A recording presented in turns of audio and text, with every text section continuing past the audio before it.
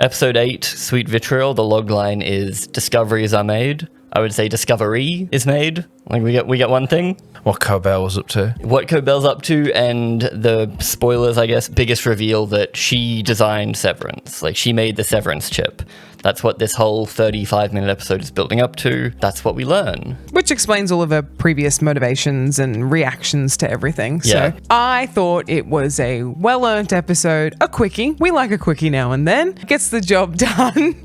And, you know, everyone's been kind of like, what's Cobel doing in the background? What's she doing? And now we get to see, and I liked it. I'm assuming you didn't. You got Stranger Things? Yes. You know, in season 2. Where she goes off and hangs out with her little child friends. Yeah. Oh, do not compare it to that. That is some of the worst pointless writing in television. And you're going to say that this whole episode... I've been reading and listening to Wheel of Time in the car because we're going to be covering that. And sometimes when I'm listening in the car, mine zone out. You know, it's a bit hot. So when I go home, I go on the wiki and just go, oh yeah, you know, what happened in that chapter again? I just pick up on a point or two I missed. And I know you could do this with everything, but there's always the emotion, the nuance of the actor's performance, or just the way it's delivered. Honestly, I feel like when I'm rewatching this, I go, oh yeah, well, what was the 3 bullet points on that episode again? Huff the drugs, child labour, factory. She designed Severance. I'm You in the middle? I'm in the middle Should we between put you you two. here? Yeah. Should I move? Yeah. This definitely wasn't an episode for my wife, for instance. She was just like, she doesn't care about Miss Cobel. So this was just watching Miss Cobel, a character she doesn't care about. And she hasn't seen Mark for realistically 2 weeks now. Like, she hasn't seen the main gang. Yeah. So definitely a strange choice putting this directly after. It's like 2 standalone-ish side quest in this one, like a footnote. I can definitely see this dragging some people away from the episode, especially because it is such a shift in tone. Like, at least we were still on the severed floor for a lot of last week, whereas this week we're in Newfoundland. Salt's Neck? Basically, it's the island from Midnight Mass. Because it's big spooky area where a cult will live, and in this case it's the Lumon cult. The former child labourers have grown out. It's like it was a Lumon city. Yeah. Kier met his wife here. Yeah, as far as I can tell, this is the original Lumon town with the original ether factory or ether mill. Well, where were we then? Because I thought that was the first. The first headquarters, I guess. Okay, yeah. Because it's not far. It's within driving distance for Miss Cobel. We see that thing like 238 She was miles. sleeping in a so car. it's close, but Yeah. not far. It's a road trip for sure. So I guess that's why they chose to do it here. It's something that's necessary, though. Like, we would criticize it if they didn't have this episode and instead just went, didn't you know? Cobel's actually one that invented it. And if she walked in with the papers and we didn't see where, I feel like that would feel cheap. I feel like we need to see it. We're seeing the depth of all the characters, so she's included in that. Yeah, it's a good thing we do have 10 episodes because, I can see this pulling some people away.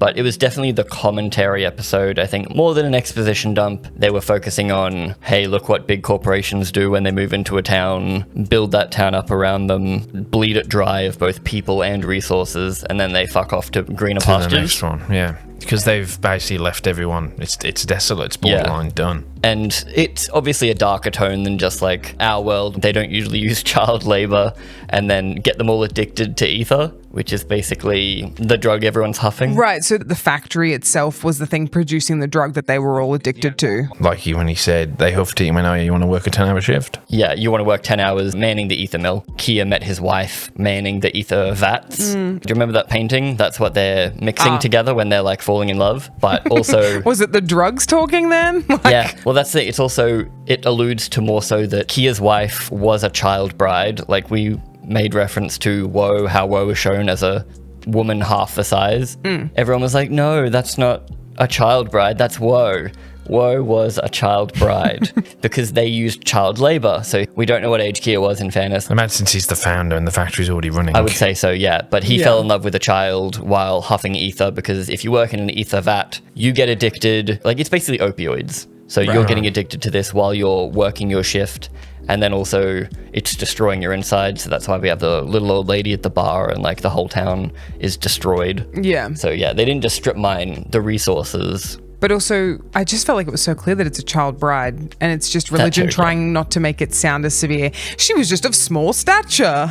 Yeah, that's Until magically 5 years later and she hit puberty. Yeah. Unfortunately, not everyone caught on to that. But That's yeah, I right. think that's one of the most interesting things. It's the confirmation of the child bride and all this child labor. and this Lumon town, why Cobel is so addicted to Lumon, because like they're literally God. It also does shrink the scale of Lumon, so we were always wondering why Mark isn't a Lumon lover and all that stuff. Like maybe Milchick's from this town or a similar town, so like they're dragging in people from their cult to work at their big place. Anyone that's good, I guess, which is what the Windertide is, which is another thing we get. Yeah, and that's what Miss Huang's currently working towards. The best and brightest. Yeah, so everyone that isn't working in an ether mill, I guess we don't know if they're probably still not running ether mills. Like that's probably over now. They've got better technology. But they used that drug to have them be workers. So then she's obviously developed something that has made them even a better worker. Instead of putting them on drugs, we're just going to sever them. Like it's a big jump. That's what Lumon is using it for, I think. So basically Lumon was like, oh, we can sell ether. That's great. But the side effect of I can get all these kids super drugged up and then make them work for basically free. Yeah, it does make me wonder about the Myrtle Egan School for Girls. Is that like a 1 day a week and the rest of the day you're in the factory? Well, I felt like maybe that was the factory. Like they just But she was with the boy. Yeah, but maybe there's just a school for boys, and like then they just work you do together. a little bit of stuff and then you go out into the factory or something. I don't know. I feel like it's all connected. But Yeah. she finished the Windertide Fellowship. She was personally awarded by Jamie Egan, a Because big she's bust. smart. Yeah, so we can only assume that Miss Huang is from a normal school, as like a normal Egan school for girls, where she actually does just do learning all the time, but she's just the best and brightest. So is doing this, which is also working as a commentary on, oh, your manager's always an idiot, underqualified. This one's literally a kid. It's an office satire. Like, that's what they're doing the most. The fact that Miss Cobel invented Severance and then gave it to Egan because she was raised that way. You were telling me recently who really invented Monopoly? In Heretic, there's the whole bit where he's speaking about it's called Landlord, and that was the original Monopoly game by a woman. But it was a woman. But then so- an American man took that concept, called it Monopoly. Behind every great man is a great woman who did most of the work. Drilling in the back of his head, put a chip in Yeah. it. Same with Hitchcock. Oh, I think Tolkien's the only fellow who can go, no, I actually obsessively create although my wasn't own his world. wife also a linguist, so like helped, but he at least said that she did. Yeah, and him and his Yeah. wife's grave are named after the characters he based. Like, he wrote a love story in his world based on the two so of like them. And he at least admitted that that she helped. Everyone else was like, no. David Eddings is the king piece of shit because he didn't acknowledge his wife as a co-author. What did he do? A fantasy author, and then both him and his wife abused their adoptive daughter. So it was like a layers of piece of shit. Love that. Yeah, so don't read Dave Eddings, basically. I think you can point to most fantasy authors at this point and be like, It's hard to be a fantasy writer without being a terrible person, probably. Looking at you, buddy. Oh, What do you got in your closet? hey, what are you about to do? I need to actually be a published author first for this to come out, Sweet. guys. No, just don't publish and you'll be fine. To me, it was very commentary heavy. It wasn't the most subtle thing they've ever done. The show was very good in season 1 with being subtle. And you said last week you really missed season 1. The simplicity of it, right? Yeah, because we've been talking, when we first started talking about this, we were like, oh, the quality of this show is unquestionable. We're just going to talk about theories. But now, as the past few weeks, I've just been getting that little itch in the back of my head going, am I enjoying this as much as I was last time? Because I think it's just the growing pains of a story. The second book is always harder because the first one, you've introduced it. But the middle one, it's that whole, you've got to set things up and then you've got to continue things. So I know there's going to be some growing pains, but you know, when we first started this, we were like, oh wow, he's reintegrating so early. Like, this feels like it would have just been so bloated out, but turns out they reintegrated him, and then now they've been stretching it out on this end, and there's just been too many. And look, this is just a complete subjective opinion. Like, I'm not saying it is or isn't. I have just been kind of missing my 4 innies doing another day at work, and what nonsense are they going to have them do today? And for the past 3 episodes, I've been missing the reason why I got hooked in. In my head, we have to, put in a little bit of work to get the payoff in season 3. So they start small. We need to expand a little bit bigger, and then they'll shrink back because we're going to so many different locations, and I think that's what people are struggling with. They don't like seeing so much of everything else. They want it to just be in the office and that's it, and maybe in Mark's house if we have to. Yeah, I'm like that with the bear. I really love the first season of The Bear, but then it becomes this weird arty season 3 thing where I'm like, remember this was just running a sandwich shop with your cousin, and now it's this whole other thing. Not everything can be a sitcom. I know. You've got to change and grow. I understand. Man wants but his comfort food. Well, that's it. It's like the promise was this, and now you're definitely not alone, because we did have some comments as well, and there's been the memes of, I just want Milchick to walk in and say, how are we all today? Yeah. Like, people are feeling it, and I think this episode especially, they're going to be like, I don't know. Obviously, they're going to come back it could next end week. really strong, and Whether people will like it or not, I think ultimately at its core, yes, it's commentary on work life and everything, but we've loved it for the characters. Yes. And I think this whole season we get more of each character. It's just that we're not used to spending a whole episode with one, and that's what maybe people struggle with as well, is having to sit there and be like, well, if you don't like Miss Cobel, then you're going to hate this episode. And it is just half an hour as well. Like, who knows, when they're in the writing room and they were on the boards, maybe they were thinking like, can we intercut Cobel stuff with this? No, we can't. We're probably better off just doing a half-hour slab of what she was doing. Yeah, they couldn't make it fit, because we did have a run-off episode 4 or something a at long this time point. ago. Yeah. It was before you even reintegrated, right? Yeah, it did end with Devon spends the whole episode trying to call her, and then it ends with her picking up the phone and saying, let's fucking go, let's do this. Yeah, and Mark even talking to her. What is the timeline of this? It's been, what, a week and a half, 2 weeks? Oh, the entire show? Yeah, of season 2, I mean. Yeah, it must be, because this episode is happening during Chikai Bardo last week. So let's jump into Miss Cobel a bit deeper, because she's the only real character we have. We've got ancillary friends, we've got her aunt or sister. I am assuming it's an aunt, just based on age. Yeah, but also cults love to have like a kid and then wait 20 years. Like, I'd assume it was an aunt too, but yeah, either one works, but she's very devout. But we begin our episode with Miss Cobel rocking up to her old town. We get a lot of shots of Newfoundland just like looking pretty, like cold and pretty desolate, but pretty. It doesn't really help anyone wondering whether winter ever fucking ends in this universe. Yeah, no. well, it's just, I think it's just It's just 2 weeks. it's just winter. It's like, I feel like season 1, season 2 has been a month. Yeah. Yeah, so is Wintertide labeled that because it's like an eternal winter we're in, or is it like, this is just a summer school program? But it's the winter school program. But like the tide comes in heavier during the winter, and it's called Wintertide because it's when the wintertide comes in, you go on your fellowship. Yeah. So maybe that's the only time that the all girls thing runs, and the rest of the time is just factory just work. working, yeah. I don't know. She goes to the cafe. Yes. She sees her old mate. We see it's all desolate. She says, come on, we used to be chums, which is funny. She's fucking horrifying. They agree to meet at the old abandoned factory, convinces him that she needs to go in his car to her old home in case it's being watched.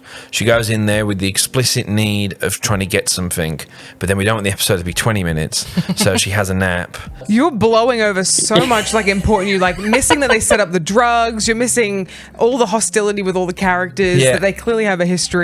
And then her like fully unpacking her mum's death, and you're like, oh, she has a fucking nap. And then this fucking episode's Old mate pointless. sits in the car waiting for a few hours. But that's the point. They're showing that he's loyal. He's a nice guy. He maybe sorted off for a while and came back. But Yes, he's pretty annoyed at her for, I guess, getting out of the town, which is why he's super blunt with her. But also, I guess, still being like super up in the ranks of the company. Yeah. Like, surely you would want to be completely disassociated from it after having like a hellish childhood. Yeah. Although I guess she might not have even known what they really did to her town because she got to fuck off. Like, she went with the Wintertide program probably from a relatively young age, I would assume. She's clearly a highly intelligent woman. Or the power of drugs. It probably helped. Well, that brings up motivation. We were talking about Lumon definitely wanted just to replicate Ether, but better, so that they could put chips in people's heads and put them to work and delete their emotion entirely. Because these rowdy kids keep trying to run away and like don't want to go to school. So if we chuck a chip in everyone's head, we can slave the whole world. So that definitely points to Lumon's motive being maybe less commercial, or at least commercial to begin with, but then very Cybermen. You're like, hey, put in this little Industrial earwig. worker You'll be really factory. cool. You'll get updates and stuff. Trust me on this. Put Neuralink in your brain. Yeah. It seems like maybe Cobel wasn't an evil mastermind, and she was thinking, hey, what if I could remove my mum's pain? Because she's been raised her whole life saying woe is the worst. So she's like, I can put a chip in my mum's head, remove woe. Like maybe she was thinking it more of emotions. Or stop child labour as well. Maybe. Yeah, I guess we have to assume that she invented all this severance stuff before the mum passed, but you could also say if it was after, then it's like, well, then it's her wanting it for herself in a way to not deal with the grief of the mum. Also possible. Yeah, I would wager that yes, her mum was alive and she wants to like do something for her mum because she can't see her mum all the time. She's at school scribbling away, inventing. My initial thought with that was because when she has this argument with the aunt or sister, I think her name's like Celestine. Yeah, Celestine. Or Sissy if you'd like. Yeah, it's an interesting dynamic that we see with those two where they're both the most devout and the mum hated Lumon. That's the big thing. Which throws back to, she told the innies that her mum was an atheist, but she told Mark Audi that she was a Catholic. So her mum might have been alive, or at least already a Catholic by the time Kier came into the town. So she already had a religion. She wasn't about to swap away from God, whereas, everyone's kids was raised in the ether mines. We see just how devout Sissy is in this, because it's Cobel's childhood home. Like, that's where she grew up. And it's revealed that Sissy's been like super exiled. She's what do they call it, like a pariah or something. Like no one goes up there. Yes, which is kind of interesting because she wouldn't have started as a pariah because the town was all cult. She stayed cult. The town no longer cult. She's still cult. Yeah. So it's like, it's a weird reverse. It's interesting. The devastation of a town was enough for them to go, like, when people that are Mormon and Google for a second, they go, wait a minute. We the baddies. There was just lots that was really interesting in terms of production design for the childhood home. Like seeing her rummage through Sissy's room to get the key to get to the bunker had like so much devout stuff. We see the orgy characters turn up on the shelf and like little paper mache busts or whatever. So that's like interesting to see just how, I guess, openly devout, whereas Cobel had just one wall of shrine, whereas this is like every inch of her wall is covered with some sort of religious thing. I guess she kind of had to hide it from Mark and stuff, but that's her little piece of home almost as well. Like it's her latching on. And then compare that to, I don't know how long Cobel's mum was bedridden for, but you go into her room and there's nothing. Like there is just functional items sitting in a shelf and there's nothing on the walls. Yeah. Whether or not the sister took that all down, like the auntie of Sissy took it all down afterwards, who knows? But I just thought that, there was lots of good production choices and ways to communicate things that was nice. She goes with old mate to find her plans. We don't know for the whole episode what she's actually looking for. She's just looking for something. We get the creepy moment in the bed where she pacifies herself by like... sucks on the chair. Yeah, very strange. Becoming her mother for a second there to grieve. She's not well in the head. She was raised as a cult on drugs and then... Yeah. So she's been through some fucking trauma. All she has is this belief in Kier. That's why she kind of continued it. That's why she's holding on despite hatred. I wonder if her Selvig persona is based on her mother or something. Maybe it's just the perfect Kier woman. It's her living the severed life. Like, she's not actually severed, but she performs severed. When she does do the drugs with old mate, whatever his name is. Chum. When with Chum doing drugs, and she says, I haven't done that since I was 8. So maybe the factory stuff is like real young, and then as soon as they're 8 or 9 they start school. But that's insane, doing toddlers. It's funny because we talked about the Temu factory last week. Like that's what these severed employees are actually doing. Like, were we closer than we thought? They're running a Temu factory just because they can, and the side, like O&D's main job is 3D printing crap to sell on AliExpress. And just as a side project they put art around the place. She wakes up, she has a discussion with him where we just get a bit more details, a bit more emotion. She goes out to the old, like the kind of bunker space. She finds it in Kier's head because she knows that her auntie or mother wouldn't have thrown it away. They didn't know what it was. No, they only kept it because it was Kier's head. You're not throwing away Kier's head because that'd be fucked up. That was a trophy for the Wintertide thing. That's what she was awarded. So she knew when she hit it there, that it would never be destroyed or tampered with because Kier is God. Sacred. And then the auntie, when she confronts the auntie about it, the auntie tries to destroy it because it's sacrilegious. She was going to for a second. I was like, oh God. There's a fire there. I was like, it's all of this going. we've done. Like all of this work. She was in the belief that her auntie had like sympathy killed her or whatever is the... And she hated her for it, but also got it because she's in pain. But then Sissy reveals, or claims at least, that the mum was the one that killed herself. Yeah. And the mum does sound like a bit of a hard ass. Like, if you're a Catholic, staying a devout Catholic in a town that is a cult. Yeah. Like, again, very midnight mass. You got the sheriff doing his own thing while the rest of this town is, like, being crazy. But yeah, apparently she necked herself, pulled out the tube and let herself die because she didn't want any more pain. It doesn't sound fun. Like, the lady at the bar looked awful. So Yeah. everyone looked awful. This whole town looked awful. And then someone is coming of the company or not. She then takes her friend's truck, driving off. Phone call, finally answers it. Mark's reintegrated, and we got a plan. We got to do something. Yeah, well, Devon says Mark's reintegrating, but we're going to try something else. Yeah, that was the interesting part of that. So the plan is to go to the cabin that we mentioned last episode? Well, no, or- he's reintegrated, as far as we can tell, yeah. or reintegrating. So Going undercover. it sounds like, yeah, a covert operation. We're sending Mark in, and they don't know. It's been a funny old season. It's just kind of snuck up on me a little bit that I was like, when I'm rewatching this show, I know you shouldn't really think about the rewatching, but when I am rewatching this show, how many episodes when I'm watching season 2 am I going to go, oh, right, it's this one. Okay. And I feel like this one for me, I know it's only half an hour. I think I'll go, skip to the next one. It's fair. I can definitely see people thinking that. And it also makes me think we're not getting as many reveals this season as people might hope for. I don't think we're getting much of anything, to be honest. I think we're going to get what, because it's 2 episodes left? 2 episodes left. I think we're going to get a pretty heavy setup and then a big finale that is like more of a cliffhanger than anything. I know episode 10 is called Cold Harbour. Oh, okay. So Cold Harbour gets completed. We finally get to see what Cold Harbour is. Well, or we'll get a crumb right at the end of the episode to be the cliffhanger. I know it's only 2 episodes, but is he going to break Gemma out and that's the ending? It's like, what's going to happen now he's broke her out? And Well, season 3 there's definitely going to be more seasons for sure. Apple's not going to give up their most lucrative show. Feels to me like it's one more good 10 episodes. I feel like we could close the story. Because there is always the lost option. I think we will end up with another lost scenario, not because of the fault of the Severance writers. I think it's the audience that we've blown everything up so much because we haven't really grabbed exactly what they're going for, / we've blown some stuff out of proportion, / they've given a few too many Easter eggs, or they've thought about things a little harder, like chucking in Easter eggs that people then grabbed onto, and it's going to end up being a lost scenario where obviously the mystery of what it could be is more exciting than what it actually will be. Yeah, I feel like this season's not answered the things we expected and instead gave us questions that we weren't expecting.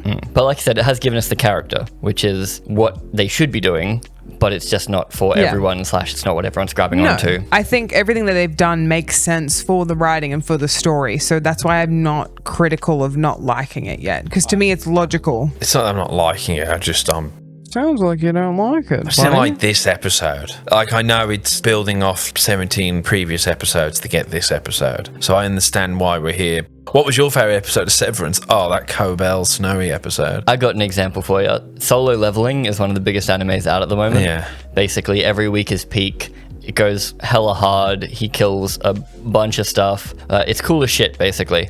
But in the latest episode, the protagonist basically finishes his main overarching mission, saves his mum. His mum is now awake, and he breaks down and cries for a bit because he's done 20 episodes worth of almost dying every episode to save his mum, to bring her back. He finally does that, breaks down and cries. Everyone fucking hated it. It was the lowest rated episode they've ever made. Because it wasn't because the he regular. cried and because he wasn't killing everything. And it's like, my guys, calm the fuck down. Whether you think they've earned this or not is completely up to you. You think they have, you think they haven't. If you look at it from just, like, if you didn't know anything and you're just looking at it from a production standpoint as well, it's a good episode. Like, she's such a good actress. Yes. And you have all these new characters that we've never seen before, yet we can still 100% believe there's not a single fault. Like, after listening to him watch Wheel of Time, That's what I was about to bring and up. just from secondhand hearing a line and going, God, that's delivered horrendously, but watching this whole episode with new people that would act rings around anyone that's in that show from what I've heard. I've not actually watched Wheel of Time. And they make the lines, we were chums. The way she delivers it is great. They make ridiculous dialogue sound perfect. I really want her to do audiobooks because her voice does something to me. It's interesting. My neck would be doing this the whole time. I'd be like, stop. Why are you in my brain? Why are you horny for everyone on the show? Because they're Everyone all that they don't want you to be horny hot. for. You're just ready for it. Yeah, I don't want to come across like I'm poo-pooing it. Like, it is obviously a big continuing series. I guess it's the first time I've watched a Severance episode and I've went, I reckon there will be a lot of people like you. I think if you're binging it, you won't even notice this episode. Like, you'll be like, pfft. The IMDb score isn't out as of current, but I'll check it, pop it up, because I would not be shocked if this is easily the lowest rated. Just because it's a different show, almost. I do wonder if, because season 1 was 9 episodes, right? Yes. And this is the first time we have episodes. 10. I do wonder if this storyline was initially meant to be intercut with something else and have a really long episode. This and is what Apple made it went, the 10th. oh, instead of making it a really hour and a half episode, just cut it and we'll just have a smaller episode that's just a standalone. Well, yeah, they made it 35 minutes, so they didn't pad it out. It is only half an hour. You can commend them for it, of like knowing not to stretch it to ungodly an hour. Unless the show is adding in 20-minute flashbacks of young Cobel. Exactly. And all Yeah, that we stuff. need to hit that hour mark. Let's just give them bullshit. I mean, it's relatively lean, all things considered. The bar's been raised by Severance, so when we're a bit lower, it's still like better than most television I'm watching at the moment. It's just not as good as Severance can be. Thank you for helping us reach last week's quota. We're all getting a melon party. Yay! I'm not invited to any orgies, unfortunately. Oh, boo. Boo, no orgies. I'll have a waffle later, it's fine. But thank you very much for everything, and we will catch you guys next week in More answers, probably a hopefully. pretty forward-moving episode, I'd wager. Back to formula. That's okay. So that's what I said at the end of the episode with Mark on the phone with Devon talking to Cobel. I said, we're getting the band back together. It's going to be all the OGs back in the room. Yeah, it even plays I'm excited. like a rock song. Yeah, it does. Like, we're doing this. Which I think it's been in all of Ben Stiller directed episodes. He tends to end it with a rock song. I think that's his formula. He was in the rock band when he was a teenager that then got big way later, and then it was like, oh, Ben Stiller was in this weird little teen punk band.